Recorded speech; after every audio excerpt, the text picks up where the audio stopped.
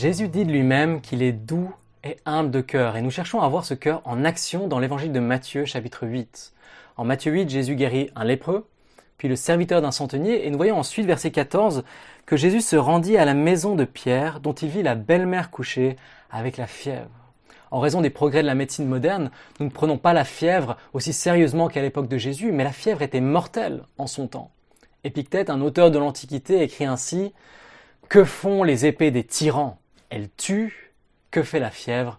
Rien d'autre. » Autrement dit, cette pauvre femme est mourante, sans espoir si ce n'est de ne contaminer personne avant de mourir. Mais, verset 15, « Mais Jésus toucha sa main et la fièvre la quitta, puis elle se leva et se mit à le servir. » Pas étonnant dès lors que les foules affluent vers Jésus. Le soir venu, verset 16, on lui amena plusieurs démoniaques.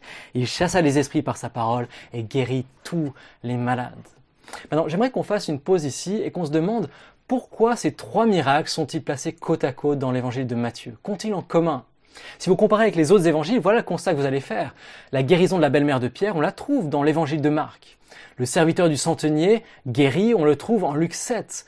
Des lépreux guéris, on en retrouve partout dans l'évangile de Marc ou de Luc. Donc on retrouve ces trois miracles dans les autres évangiles, mais éparpillés. Seul Matthieu a choisi de les rapprocher. Pourquoi? Que veut-il nous dire en les mettant côte à côte?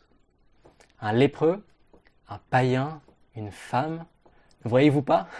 Ah, c'est merveilleux! Les trois premiers miracles de Jésus rapportés dans l'Évangile concernent trois groupes de parias, d'exclus, de laissés pour compte dans la société de l'époque. En fait, dans le temple de Jérusalem, ne pouvaient entrer dans la cour intérieure que les hommes juifs et en bonne santé. Tous les autres étaient exclus, tenus à l'extérieur sur le parvis du temple. Il y avait la cour des femmes, la chambre des lépreux et le parvis des païens.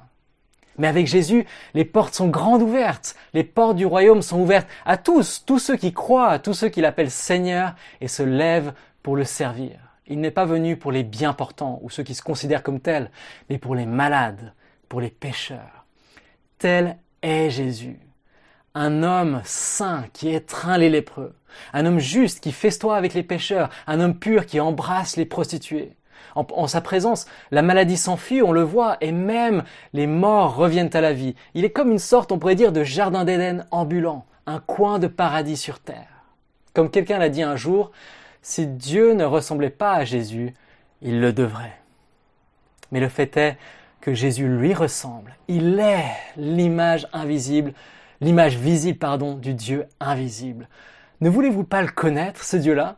Ne voulez-vous pas lui faire confiance? Faites-lui confiance. Quoi que vous traversiez en ce moment, quelles que soient les douleurs et les difficultés qu'il permet dans votre vie, ce n'est pas parce qu'il ne vous aime pas, bien sûr que non.